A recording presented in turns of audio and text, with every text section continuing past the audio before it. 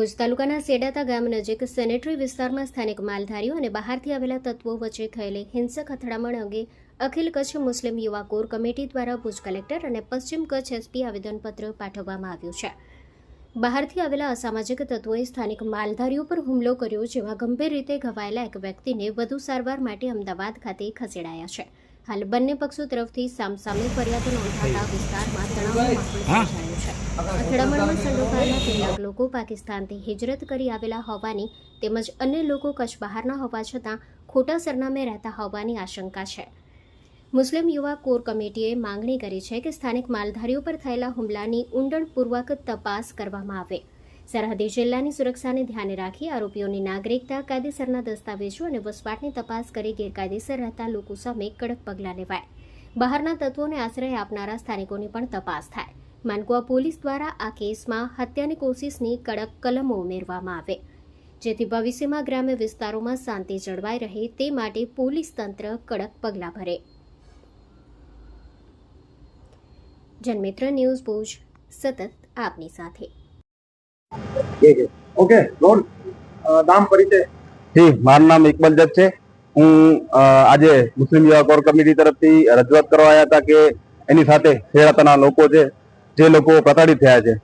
Main मुद्दो ए छे के कच्छना जे लोको छे ए लोकोने जे बहारथी आवेला लोको छे बे जूथनी અથડામણ થઈ હતી, ત્યારબાદ તે લોકોને એફઆઈઆર માં જાણવા મળ્યું છે કે તે લોકો ખરેખર કચ્છવાસીઓ છે જ નહીં।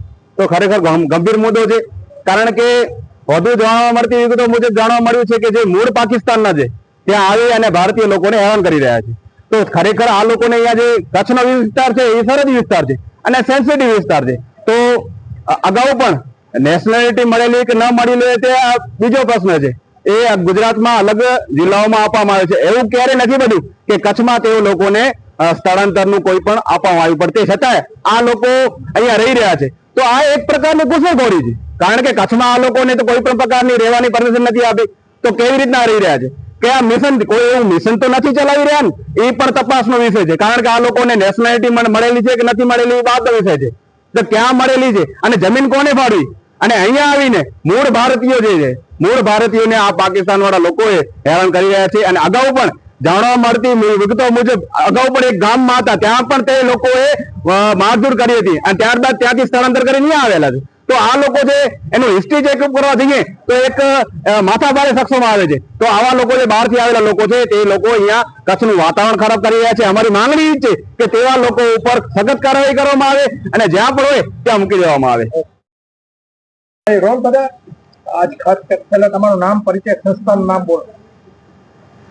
મારું નામ મોહસિન ઇંગોરજા છે। અમે મુસ્લિમ યુવા કોર કમિટી વતી આજરોજ જિલ્લા કલેક્ટર સાહેબને સેડાતા ગામના જે માલધારીઓ છે તેને જે ત્રાહીમામ થઈ ચૂક્યા છે, જે બારાતુ લોકો છે એનાથી હેરાનગતિ કરવામાં આવે છે, એના વિષય ઉપર આજે આવેદનપત્ર આપવા માટે આવ્યા હતા। આ બનાવની સંપૂર્ણ હકીકત એવી છે કે ટૂંક સમય પહેલા જ સેડાતા ગામમાં બે પક્ષો વચ્ચે અથડામણ થઈ હતી। જે અથડામણમાં પાછળથી જાણવા મળેલ કે જે માણસ સામેવાળા પક્ષવાળા છે એ સામેવાળા પક્ષમાં હકીકતના પાકિસ્તાની છે અને તેમનું મૂળ હાલે તેઓ રાજસ્થાનથી કચ્છ આવેલ છે અને ત્યાં જમીન દબાવી અને રહેઠાણ કરી રહ્યા છે અને સ્થાનિક લોકો સાથે ઝઘડા કરી રહ્યા છે। અને આપણે આ મેટરને હકીકતમાં ટૂંકમાં સમજાવવા જઈએ તો એવો છે કે સ્થાનિક ભારતીયોને પાકિસ્તાન લોકો મારી રહ્યા છે, પાકિસ્તાનના લોકો, અને વહીવટતંત્ર ચૂપ છે એટલા સુધી કે આ જે સેડાતા લોકો છે એમાંથી એક માણસ તો એટલી ગંભીર ઈજા થઈ તેમને અમદાવાદ લઈ જવા પડ્યો। તેમ છતાં આમાં જે જૂની કલમ 307 છે જીવ લેવાની કોશિશ કરવાની એ પણ પોલીસે લગાવી નથી। તો હું વહીવટતંત્રથી સવાલ કરવા માંગુ છું કે શું કામ આવો સ્થાનિક ભારતીયો સાથે ભેદભાવ કરી રહ્યા છો અને જે સામેવાળા પક્ષવાળા છે તેની સંપૂર્ણ તપાસ કરવાની પણ અમારી માંગણી છે। એ લોકોના ડોક્યુમેન્ટ ચેક કરવામાં આવે કે ક્યાં ક્યાંના છે અને કેવી કેવી રીતે આવ્યા છે। ઘૂસપેઠ કરી સામેવાળાએ પણ ફરિયાદ નોંધાવી છે, તો એનું શું કહેવું છે?